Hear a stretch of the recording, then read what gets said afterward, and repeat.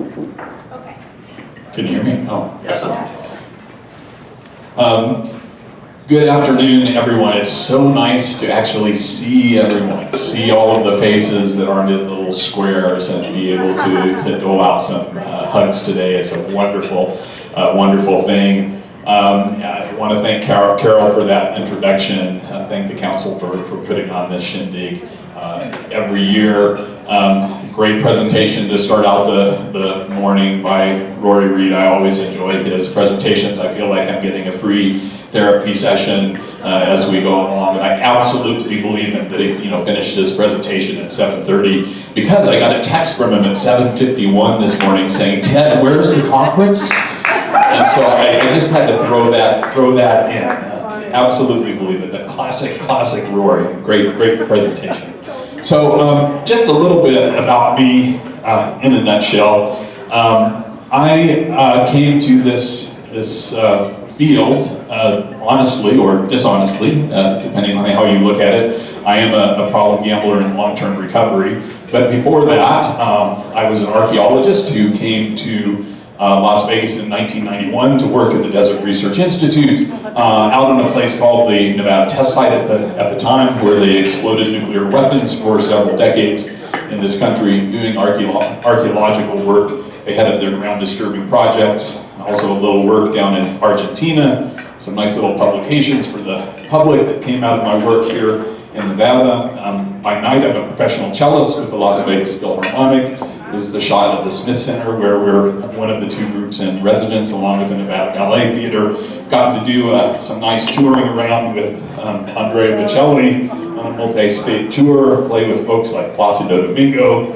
Really cool stuff here in Vegas. And then a couple side tangents, including looking at comet and asteroid impacts, and if we should have a future major one on the planet, how would it affect human society and in what ways? So I've had a pretty eclectic scientific background during my time at the Desert Research Institute here in Nevada. But it turns out scientists are not immune to insanity. I'm the one in the middle, in case there's any question there. And I've been gambling for a very long time, from at least the age of 10. We know that's one of the risk factors, that early exposure and frequency exposure as a child. My father took me to horse races where he provided me a stake to gamble on the horses. Later on taught me how to play poker. And by the time I was in college at Texas Tech, I was involved in a pretty high stakes game that could result in single hands being in the hundreds of dollars. At that time, I was still very much in control of my gambling, and all I mean when I say that is I took only what I could afford to lose to that game, and if I lost it, I didn't come back to the game until I'd saved enough money to do it again.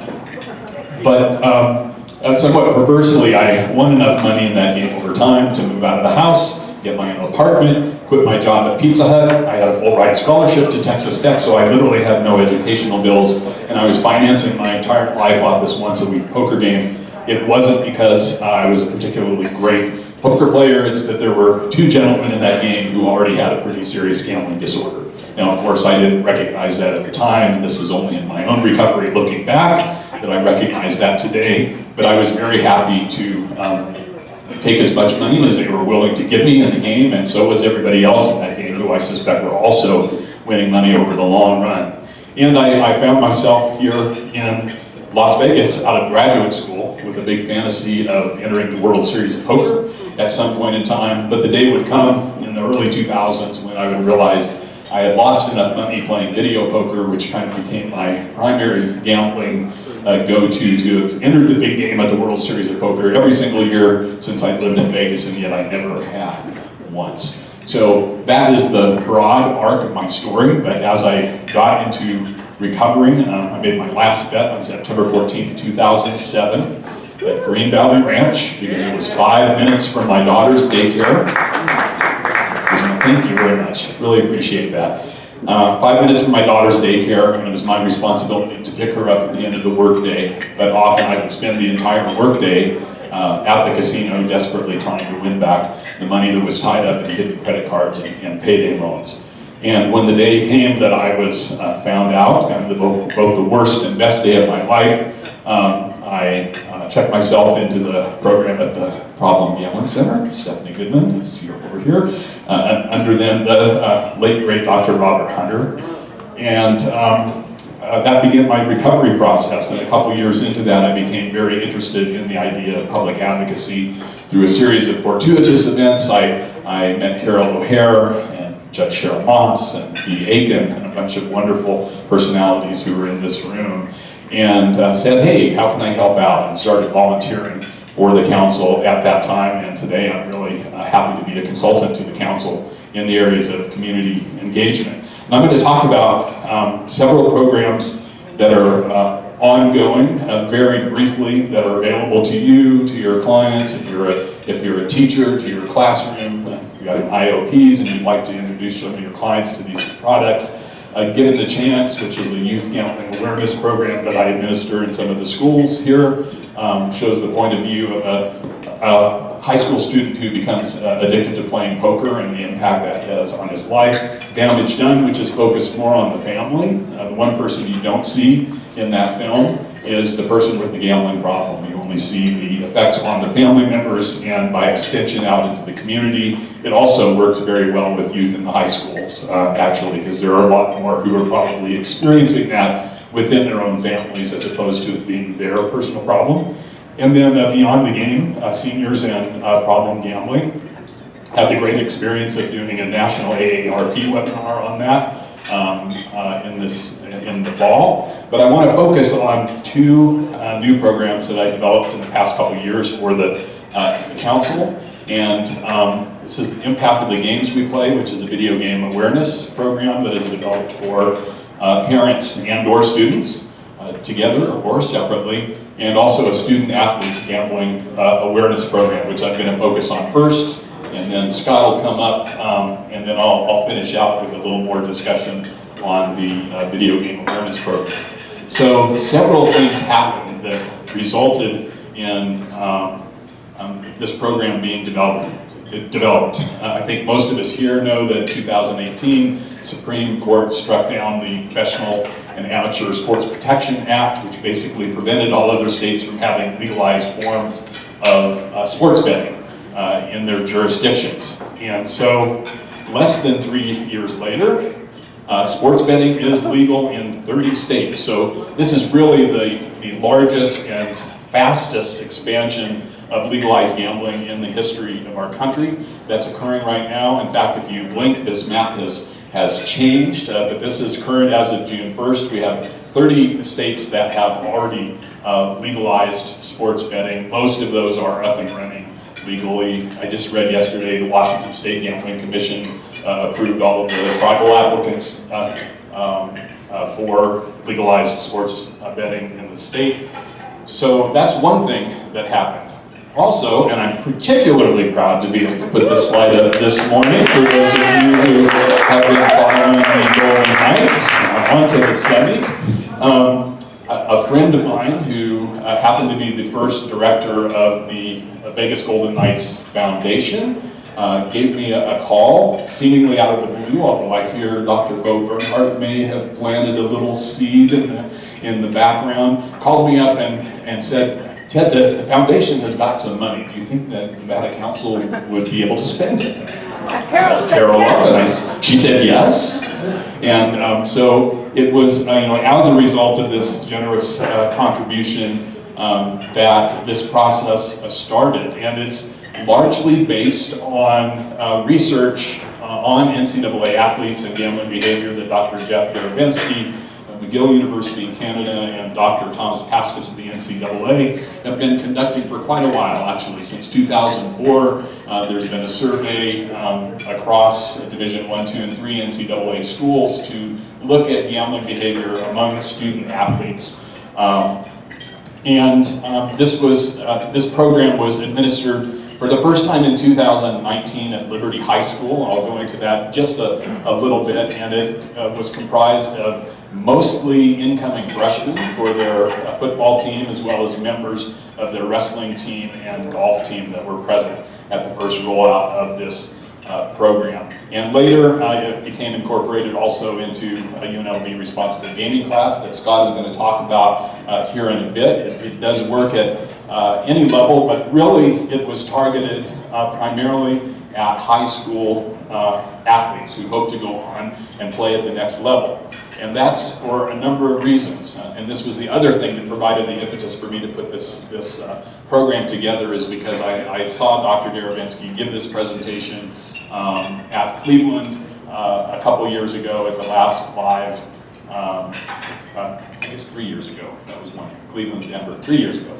At the one of the last live national conferences on problem gambling, and there were several takeaways from that study that really struck me. The first was that roughly 88% of male student athletes and 74% of female student athletes have their first gambling experience long before they get to college. It didn't measure exactly when, but the vast majority had had that first gambling experience before they got to college. Another was that among student athletes, 24% of men and about 5% of women report having wagered on sports within the previous year.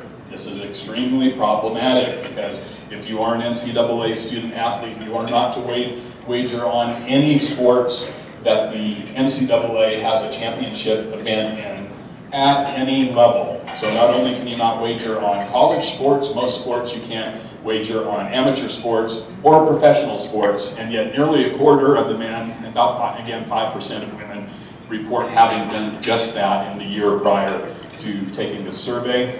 And also, one of the things that this survey measured was what the student athletes reported had the most significant effect on them in terms of keeping them from not betting on sports. So using these takeaways, and here are those factors that they reported being the most significant among the 9 measured in terms of impacting their decision making in these areas. With men, it was the coach, the penalties, and teammates, and it's the same 3, just in a slightly different order for the female athletes.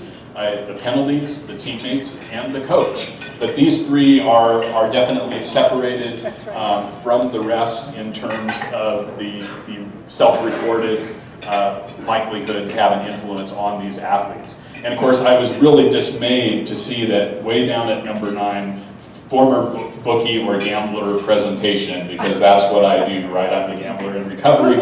And so I took that to heart when I put this presentation together. And when I administer it, I am not the problem gambler in the recovery, but I am the former not elite student athlete, but I was a Little League All-Star 3 years running, very interested in sports, tried out for all of my high school sports teams, made the JV of all of them, but that was, all of the JV teams met at the same time as orchestra, and at the time I was more interested in the music, so I went that path, but I've always been a huge sports nut and a huge fan right up to today.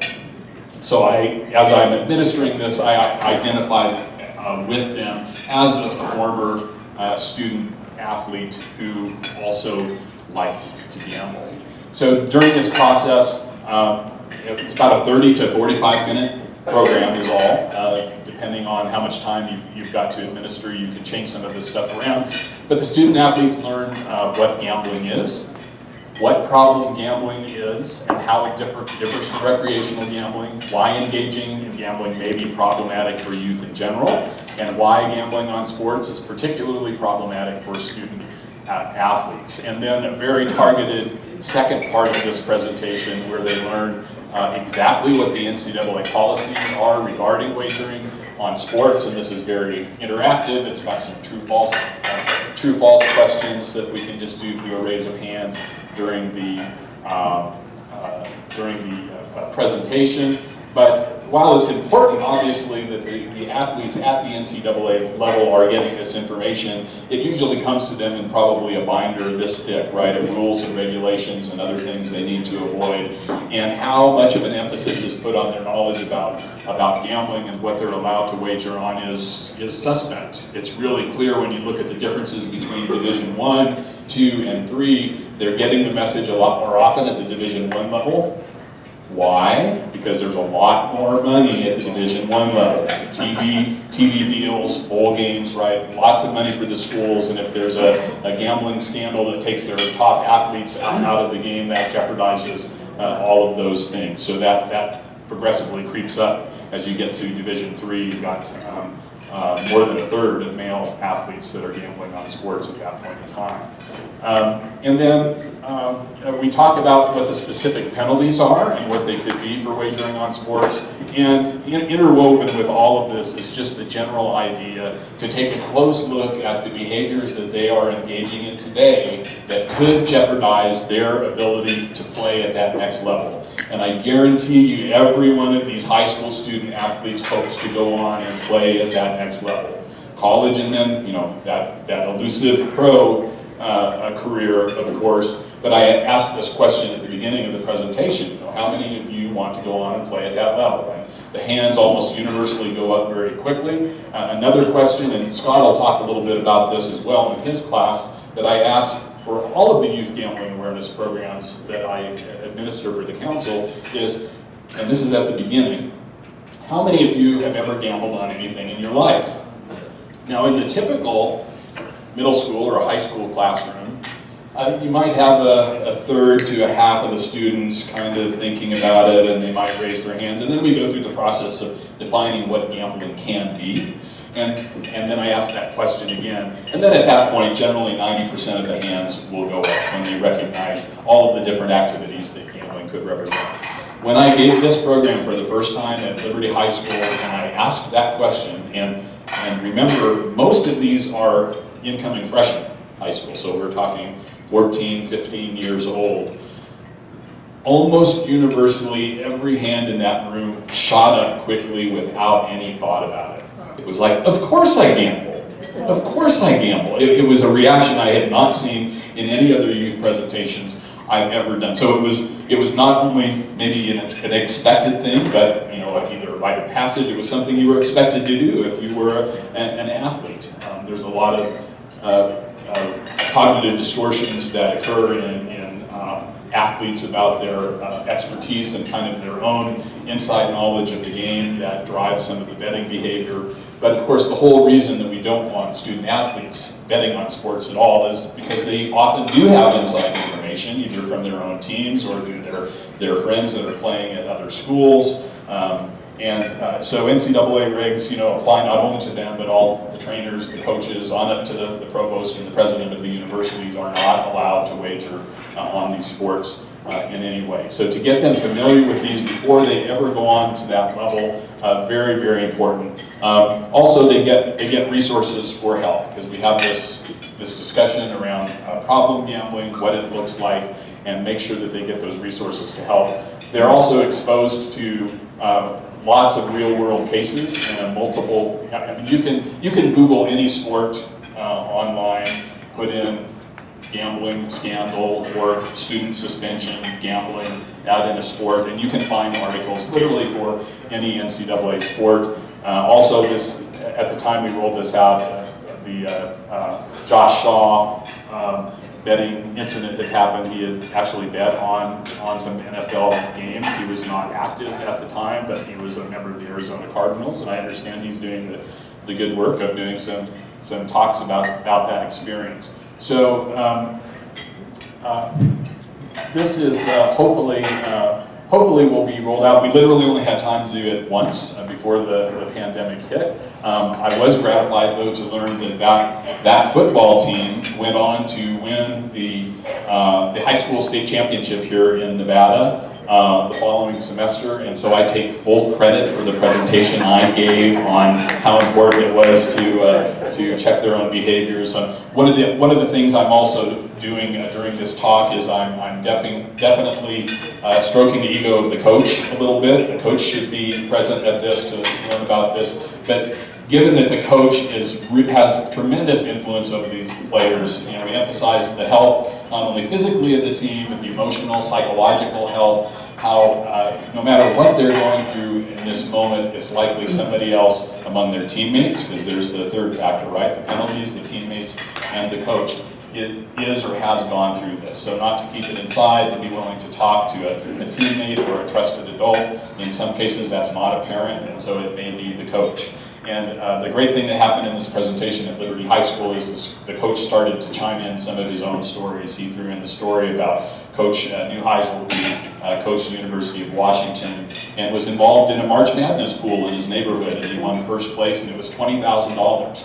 And he was fired from the university for participating in a basketball March Madness. Well, he had $1 million a year contract back in the early 2000s, and for 2% of that, he threw it all away. And it was an oversight, it wasn't an intentional thing, but so tremendous effect. So I'm gonna, at this point, pass it over to my friend and colleague, Scott Morrow, who has over 40 years experience in the gaming industry, a UNLV grad who has come back home and is now lecturing at UNLV and approached the council on his own a couple years ago because of this class that he was putting together. And I'm so grateful that he did, and I'm honored to be a part of that, and he's going to tell you all about that, and then I'll be back in a few minutes. Good afternoon, everyone. Thank you very much for having me.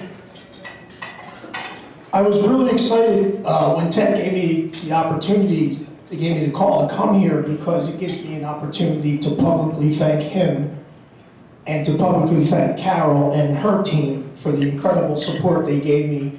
Being an industry guy and then walking into academia is a big jump. I understand the games, I understand the casino business, but understanding academia was a challenge. And when I approached the Nevada Council, they welcomed me with open arms and with supplies and materials. And when I contacted Ted, I've done 4 semesters now at UNLV, and each semester he supported me some kind of way, and we just finished recording classes that are going to be shared eventually nationally, hopefully, and Ted is archived forever now. That's really pretty cool. So thank you everyone for having me, and thank you Ted and Carol.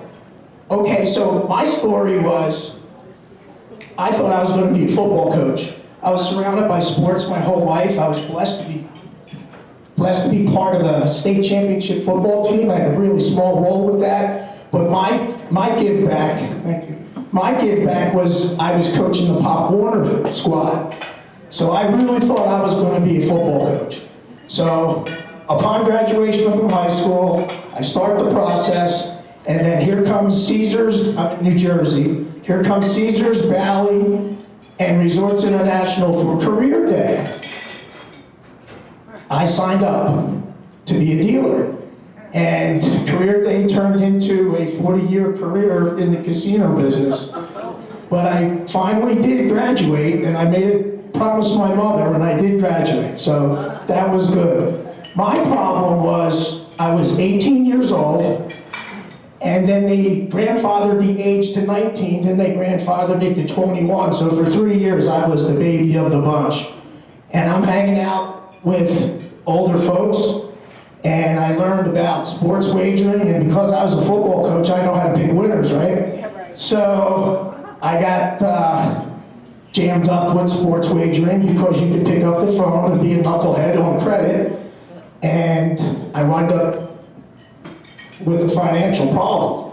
My big financial problem was in 1983 with the Phillies getting into the World Series, and that didn't work out very well at all. So what happened is, that's when I really realized what the shame piece can be, because I had to go talk to my parents and let them know that for the last 3 years, I really wasn't as successful as they thought I was. And I needed financial help to get out of my problem. I had to sell my awesome car, and I learned a really tough lesson. I really wanted to have a career, and I did meet the collector. That was what scared me straight. I really wanted a career, and I read about this incredible place that was going to open up in Las Vegas called the Mirage, and I really wanted to work there. So I did everything in my power to make that happen, and it did. So I came to Las Vegas, and my parents were really scared and that I was going to blow my money and have a real big problem. But I did really great with that, because when you have to go to the window and put the money up front, it's a different story than being a knucklehead on the phone, right? So that worked out really great. So I got a chance to work at the garage for a really long time. I had a great career in Las Vegas, and then I get a chance to go to Macau. And that was a really, really tremendous experience, because I got to learn about a whole new culture. And when I learned, I'm going to a couple of my friends' weddings, and there's mahjong games going on at the wedding. There's card games going on at the wedding. So I don't judge, I'm just saying it's part of the culture. So it really opened up my eyes that there's a lot more going on with this gambling thing than meets the eye. I mean, I love the gaming business. I love the casino business. But at a really young age, I got a big eye-opening experience, and really felt that low part. So that worked out really great. So I'm working in Saipan now, this little island deep in the Pacific, and I'm reading about this opportunity at UNLV. I followed through, and I got the opportunity. I got a chance to be a part of this incredible UNLV faculty. It's amazing to be able to go full circle, to come back home, and to be able to really connect with the students. And I really, really want to make sure that everybody in this room understands that I take the responsible gaming very, very seriously. I want to show you how I'm incorporating that in my classroom with the help of Ted, with the help of Carol and her team, and with the help I'm getting all over the place. So let's get started.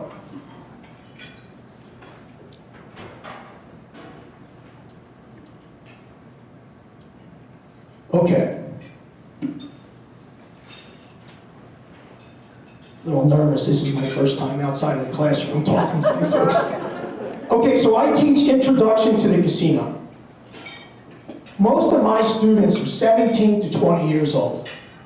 So I have to bring the casino to them. There's no field trip, there's no go to IGT's showroom, there's none of that. So I have to bring the experience to them. So what I have to do is, and what I do with this, bringing this experience, we have at the IGI, the International Gaming Institute, we've got crap table, we got poker games, we got blackjack, and I've got the relationship with the dealer school. That area turns into Scottstown. I bring all the dealers in, and our 17 to 20-year-old students, for the first time in their life, are making a wager. They're shooting the dice. They're learning how to play craps. They're learning how to play poker. They're learning how to play blackjack. But the major thing that I wanted to make sure everybody understands, in my first official lecture, we do responsible gaming. I don't wait for week 16 to do responsible gaming. When I stand in front of my students on the first official lecture, I tell them, this is my quote. My goal is to create a gaming student that resembles a high-performance sports car. We will install the brakes before we add the gas pedal, okay? I see the energy in their face, and I see how fast, it's amazing how fast students can learn when they're holding the cards and they're placing their own wager. They really understand the rules when the wager goes away or when they get paid. So it exponentially increases the learning process. It's really great, and I get a lot of support in that area too, but it's really important for me to share with everyone here that on day one, we do Ted's program, and we also do a program that from Caesars, that I was really blessed by my neighbor next door, my office. My office was next door to Dr. Carl Bromlich, who's a friend of the program. And Carl was an amazing mentor to me. And when I was talking to him about, I really want to do this problem gambling on the first day, his eyes lit up and he said, let me turn you on to something that I worked on with the great Jennifer Shatley and the ambassador program at Caesars.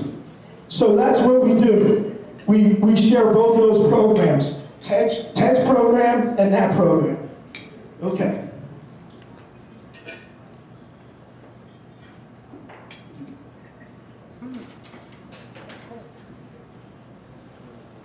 There's a reading assignment. I send the students to the council's webpage when the fun stops.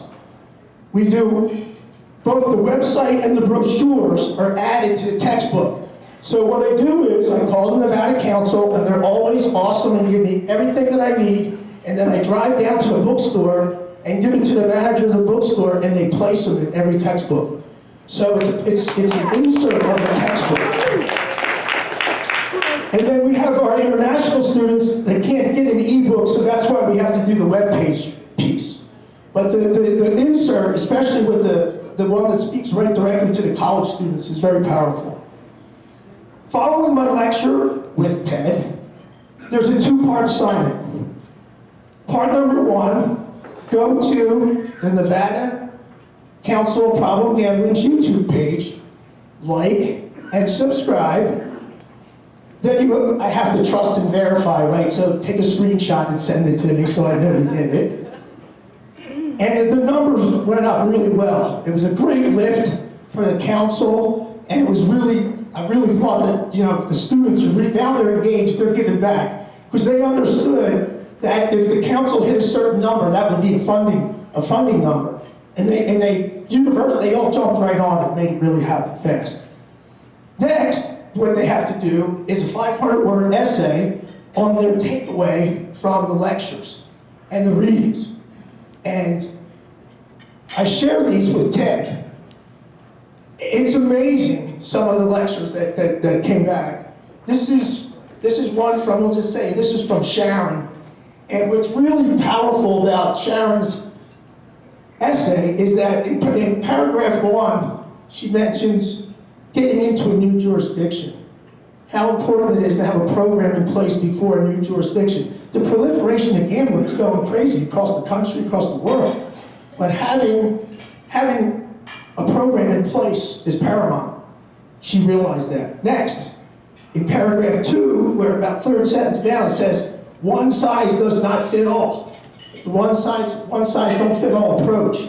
Because we were talking about how the United States model, or the mainland model, doesn't really translate into Japan. And Japan possibly could be another really major jurisdiction. So that was really a good takeaway. And then next, in paragraph 3, how she goes into the casino training and what the casinos are doing to give back as far as putting out the message, putting out the help numbers, putting the brochures by the ATMs. And then the last piece, which she closes with, the proactive message. So, but it's not just Sharon. A lot of the students really hit a home run with this, and I was really pumped up, and I sent a bunch of them over to Ted, so he can understand that the contributions that him and the council are making an impact. Okay.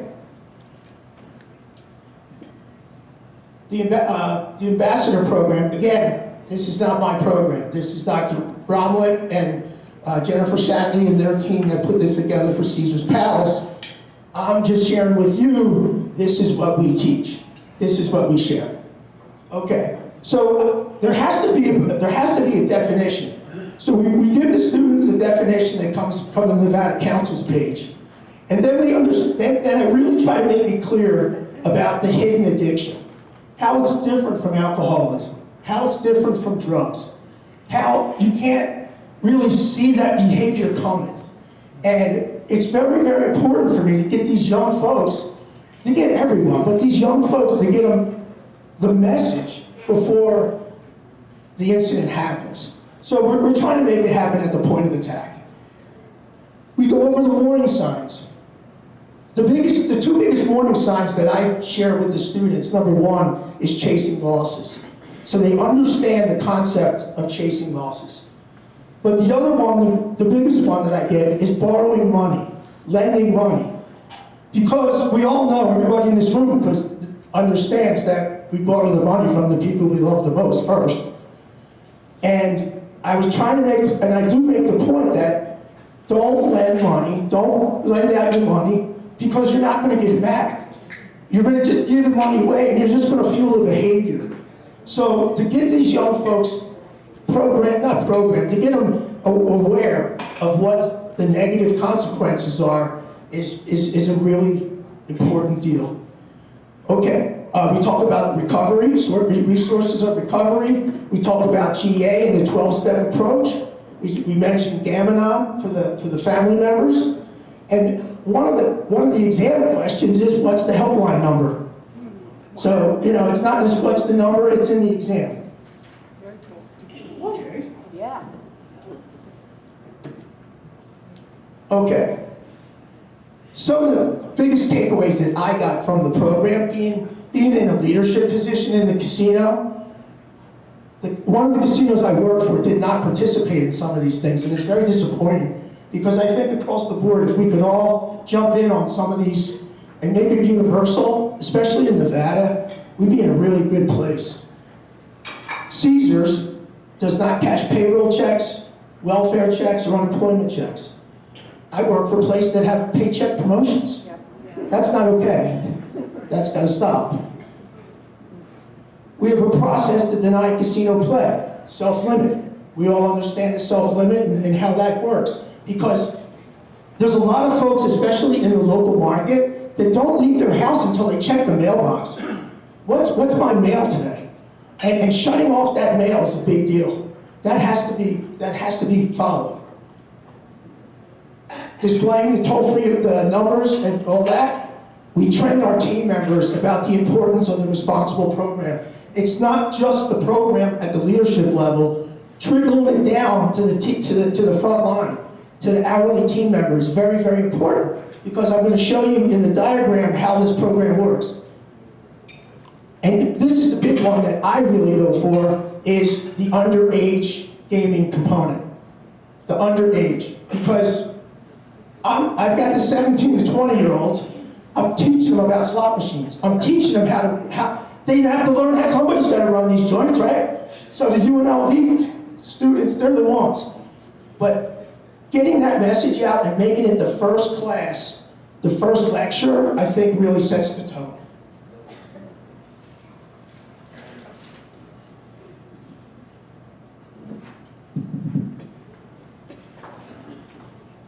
Again, this is Carl and Jen's project that I'm going to share with you. Right here is the team member. Right here's the team member, and this is the guest. The guest says something like, if I don't make this number, I can't pay my groceries. The guest says something like, if I don't win this hand, I can't feed my kids. Or worse. Or worse. This is the team member, this is the dealer on the front line. The dealer has a conversation with the supervisor off the game. The supervisor does not engage the guest. The supervisor gets the trained, responsible gaming ambassador involved. The trained team member, the gaming ambassador, then has the conversation with the guest and also logs the conversation. Now, this conversation doesn't happen at the table. This conversation is off the game, it's in a secluded spot, but it's recorded. And the conversation goes something like, we're concerned. We're concerned. We heard something and we're trying to take action here and we really want to help you out. That's where they go. And I think that's a tremendous start. And if every gaming operation in the United States had a program like this and a no check cashing policy, I think we'd be off to the races. Okay.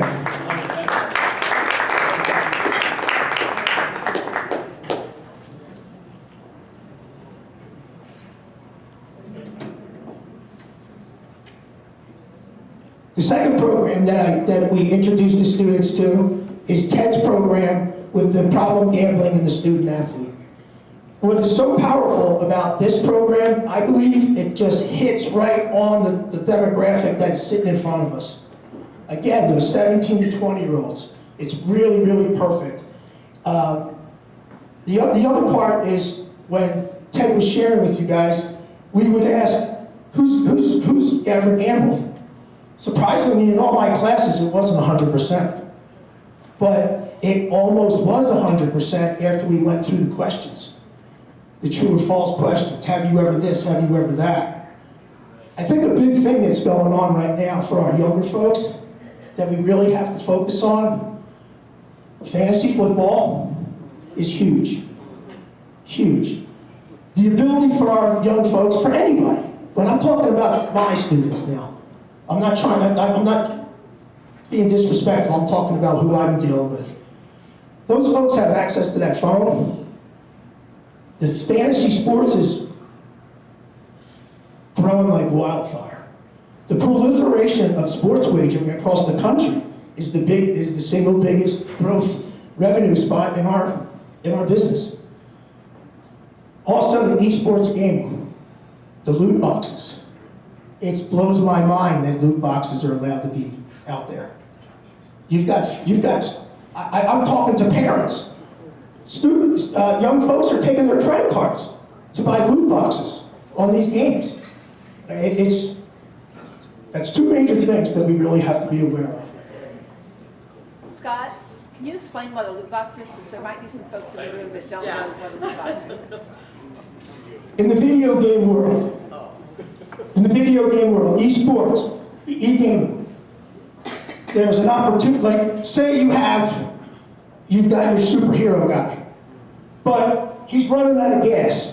So you go to your loot box and you don't know what you're going to get for $5. For $5, you might get 20% more power, 50% more power, or this magic wand that's going to shoot everybody in front of him.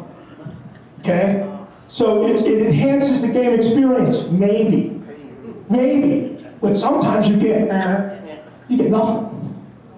That's gambling.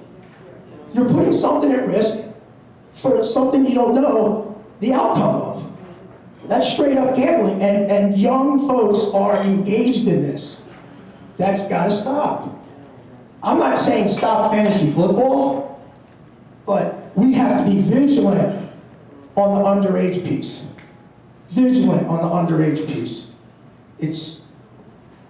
I know a lot of young folks that really, really, really enjoy that. And they really enjoy it, and they're not 21. Okay? So somehow, some way, they're engaging. We have to be vigilant about that. That's all I have for today. Thank you very much for having me. I really appreciate everybody having me with you on my first go. Thank you.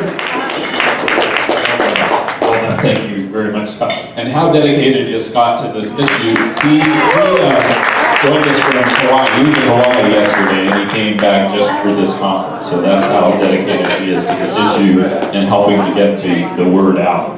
So I'm going to finish up. How am I doing on time, by the way? You're good. You've got like a good 15, 20 minutes. 15, 20. Okay, great. We'll try to get through this quickly so that we have time for a few questions here. So Scott has set me up very well to talk about this second program, the impacts of the games that we play, which again is sort of a video game awareness program that was designed to be administered through a kind of an extracurricular educational opportunity provided in what's called FACES through the Clark County School District. And this is these are topics as diverse from developing better study habits to substance use disorders to transportation issues, and it's designed for both parents and students to kind of learn how to have a better educational experience. And we got this program into the school district a couple years ago as well. But one of the reasons we're talking about this so much is during the pandemic, we saw both online gaming and gambling platforms go up about 75% within a month or so after lockdown. And that's something that really has not come back down. And just a week or two into the lockdown, the World Health Organization actually recommended that we all play more video games to help stay engaged while the pandemic is happening. Avoid that boredom, which was really interesting because the World Health Organization just several months before had become the first to actually recognize gaming disorder as a real thing that appears in the ICD-11. Now they did a few days later, I think they got a little criticism, they did put out that qualifier as well, but in the meantime that guidance came out. But like with the other presentation I mentioned, several things kind of happened to spur the impetus of development of this program. DSM-5, of course, in 2013 did recognize internet gaming disorder as a subject for further study and proposed diagnostic criteria that largely line up with what we think of as the diagnostic criteria for gambling disorder.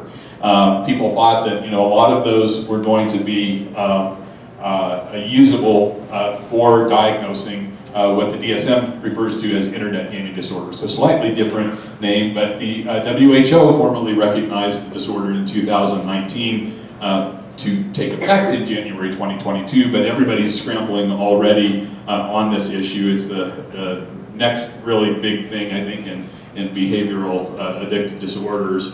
And we developed it in 2018, actually, before that announcement came out. And this was in response also to results of a lot of the preliminary research on loot boxes that Scott just mentioned, and its potential links to problematic gambling behavior.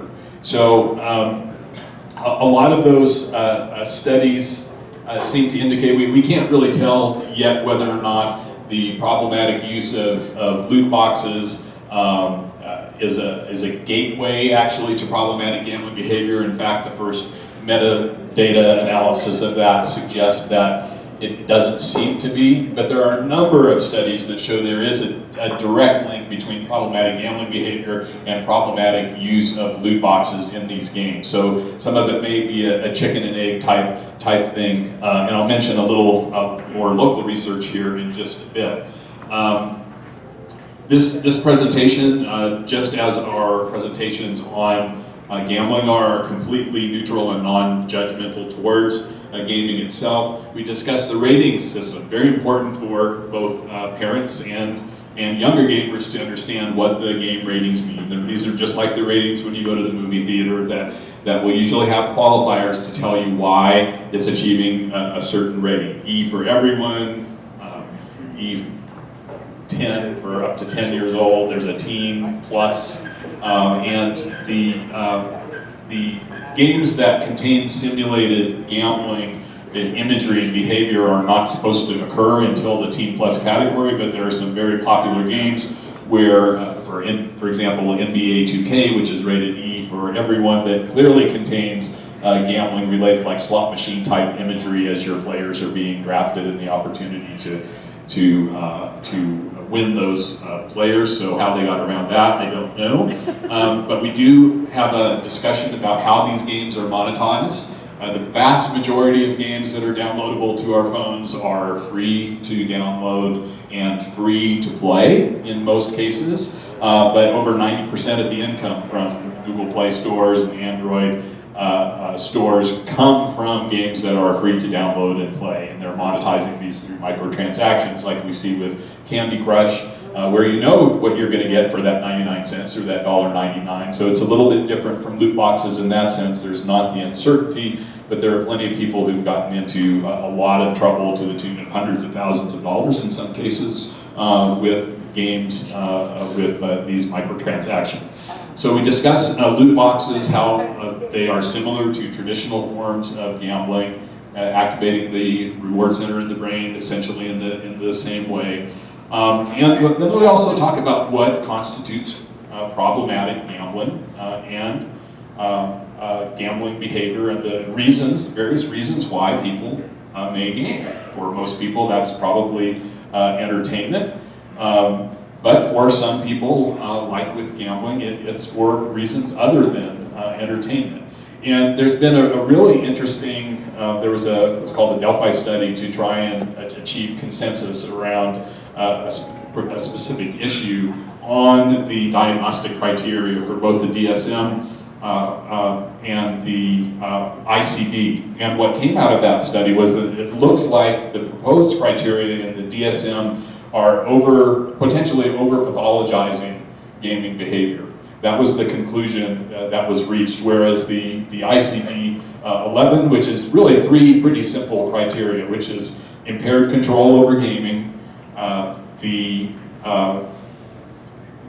substitution of gaming for other areas of interest in one's life, sometimes to their exclusion, and continued gaming or increased gaming despite negative consequences. So it's pretty short and sweet, and they reached the conclusion that it does seem to diagnose well. But I suspect that when we see the next version of the DSM come back, that you probably will see it in there as and I don't have any insider knowledge on this, this is just my guess, that we'll see it formally recognized, but that the criteria for diagnosis may be a lot more in line with what we see in the ICD-11 than what was proposed originally. We have, of course, suggestions to keep gaming behavior at a healthy level, resources to get help. We always point them back to gamequitters.com, which is a great site developed by Cam Adair, who spoke at this conference. I think this was actually his first professional conference to speak at, probably about 8 years ago now, something like that. And he is probably more responsible than any other single person in the world for bringing attention to gaming disorder in the public sphere, and developed this platform as a resource for people who were trying to stop gaming. It did not exist before he created gamequitters.com, and even though he did not have a college degree, he hit on a lot of kind of CBT related strategies. The group support thing was there, the potential for anonymity, the support for family members. That was all included in this website, and he's since developed a lot of other products, worked with a lot of researchers to provide affected individuals with this platform in studies, and he does quite a circuit. He also was very instrumental in helping develop the first clinical training program, which rolled out a little less than a year ago, and I was fortunate enough to be part of the first cohort to go through and provide feedback on that. I am not a therapist, so I could not treat anyone, but I use a lot of this information in my prevention work that I do when I talk about these issues with the kids and things like that. So check out, Intenta is the name of the organization that provides that training, and you can also get an international certification through the same organization that provides the international certification for gambling disorder now through that process. So lots of information, and they're constantly updated every month with the latest and greatest research. This panel of two, Scott and Ted's Excellent Adventure, was originally supposed to contain several other individuals. And one thing I wanted to mention is the participation, especially this past year, of students that reached out to the council independently. We had a couple college students, one of whom was a previous high school student here in Las Vegas, and then another high school student from California who, as his senior project, had chosen the topic of problem gambling and wanted to learn more about it, had independently done an interview with a therapist before he even found his way to us, and researchers, and had written a great paper and wanted to do 10 hours of volunteer service for the council. And I'll show you one of those products in just a moment, but there does seem to be this sudden desire to build awareness on the issue, particularly among their peers and some of these students that have reached out to us. And I also wanted to mention, to piggyback on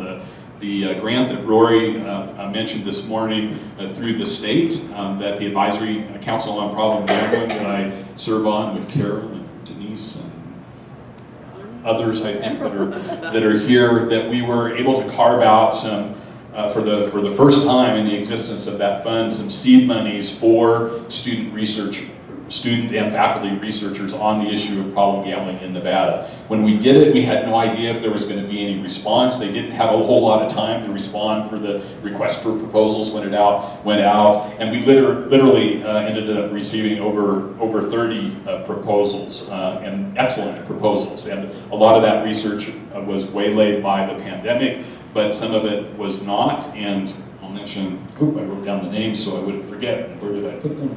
I don't know. Shoot. They're in the binder? Ted? They're in the binder, yes, thank you. They are in the binder. So look in your binder. One of those studies was on using a computer psychological I don't remember, I didn't really even understand it a whole lot, but it was supposed to help identify problematic internet gamblers, and then another great study looking at emerging adults 18 to 25 years old, and what it found was that between that problematic gamblers used problematic gaming features 5 to 6 times as often as non-problem gamblers, and vice versa. The same thing coming the other direction. The problematic gamers were 5 to 6 times as likely to engage in problematic gambling behavior than non-gamers. So clear link again between the gambling and gaming, and a lot of these lines are being incredibly blurred. Esports is a real thing. It's $1 billion industry. These tournaments, gaming tournaments, sell out very quickly in person and live. We have 20 high schools here in Nevada that have competitive esports teams, and there are thousands across. Yes, Carol, we need to talk. This is the next thing on my agenda for this coming year. We need to make sure that these students, especially at this age, are getting some information on problematic gaming and gambling behavior and what that looks like as part of their participation on these teams. Because what I tell parents is, this is now a viable pathway to your kid's education potentially. It's also a possible pathway towards some problems, but there are major colleges and universities that are now offering full scholarships to members of their esports teams. Harrisburg University in Pennsylvania became the first university in the country to offer full ride scholarships to all 22 roster spots of its esports teams. So this is a real thing. It's going to only get bigger, and so we need to make sure that this information is getting to our young minds. And I'll just conclude with this slide, which shows our high school student whose name was Ved, and he developed the graphic that you see on the left that we used for Problem Gambling Awareness Month in a lot of our materials, and he came up with found these great graphics that relate to a lot of the diagnostic criteria. It's a front and back, single-sided, nice cardstock brochure. On one side is the warning signs and symptoms from the gambler's perspective. On the other side is from the family's perspective. And so he posted this on all his social media. He got dozens and dozens of likes and shares on, I think, on his Instagram, and I noticed there was 8 shares on his Facebook page, and also somebody who created an account that says, "Gambled away. I've lied to my husband about my gambling problem and still am. I'm trying to fix myself and my debt before I tell him the truth. I've taken my family for granted, and I guess gambling was my escape of problems I created, that is, being in debt because of gambling. It doesn't make sense, but yes, I was a compulsive gambler."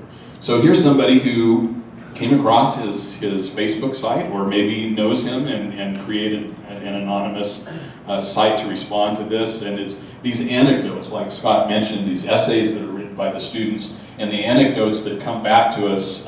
There's one school in particular that I've visited, Las Vegas Academy, for 8 or 9 years, administering a program where the teachers have their students just write a thank you note. And these notes are so much more than thank you notes, and what these kids share about what's going on in the family, and occasionally about their own struggles with gambling. And I had the tremendous gratitude of seeing some students I'd spoken to as freshmen in their freshman health class, then see me 3 years later as a senior in their senior stats class, because both of those teachers were bringing us in to talk to students who would say things like, "I saw your class as a freshman. I took the materials home because my aunt had a really serious problem and we got her help." And those are the anecdotes you hope are out there, but you never really know about usually when you're doing what we call prevention work, because we don't have the money and the dollars to really track this. So it's fantastic to get those anecdotes back when they come, but they are real. And in whatever time, if there is any at all left, You got 10 Scott or I minutes. will answer some questions. We have what? 10 minutes. We have 10 minutes. Awesome.